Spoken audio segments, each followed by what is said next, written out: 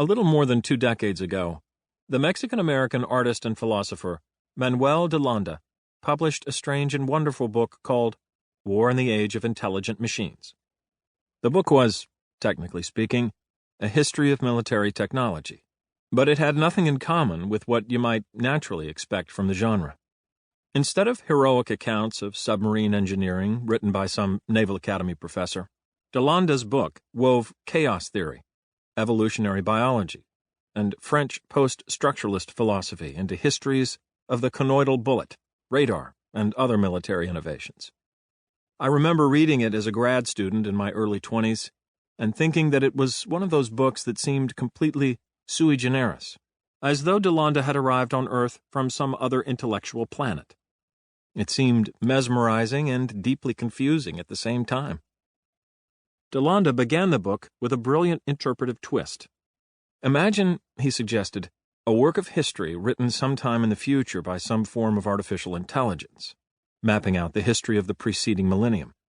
We could imagine, de Landa argued, that such a robot historian would write a different kind of history than would its human counterpart.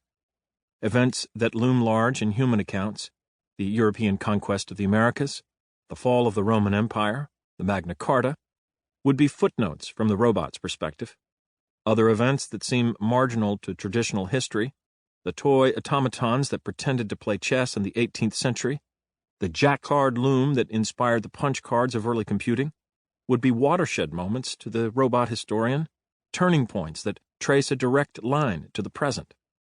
While a human historian might try to understand the way people assembled clockworks, motors, and other physical contraptions, de Landa explained, a robot historian would likely place a stronger emphasis on the way these machines affected human evolution.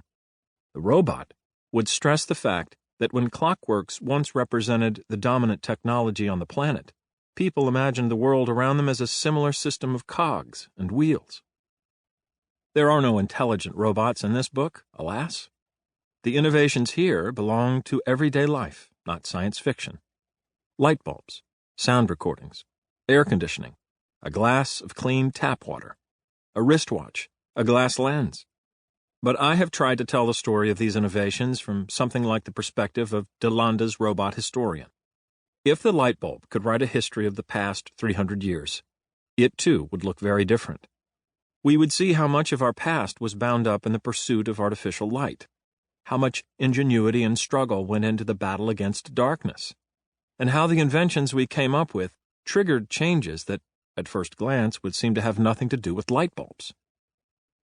This is a history worth telling, in part, because it allows us to see a world we generally take for granted with fresh eyes. Most of us in the developed world don't pause to think how amazing it is that we drink water from a tap and never once worry about dying 48 hours later from cholera. Thanks to air conditioning, many of us live comfortably in climates that would have been intolerable just 50 years ago. Our lives are surrounded and supported by a whole class of objects that are enchanted with the ideas and creativity of thousands of people who came before us, inventors and hobbyists and reformers who steadily hacked away at the problem of making artificial light or clean drinking water so that we can enjoy those luxuries today without a second thought, without even thinking of them as luxuries in the first place.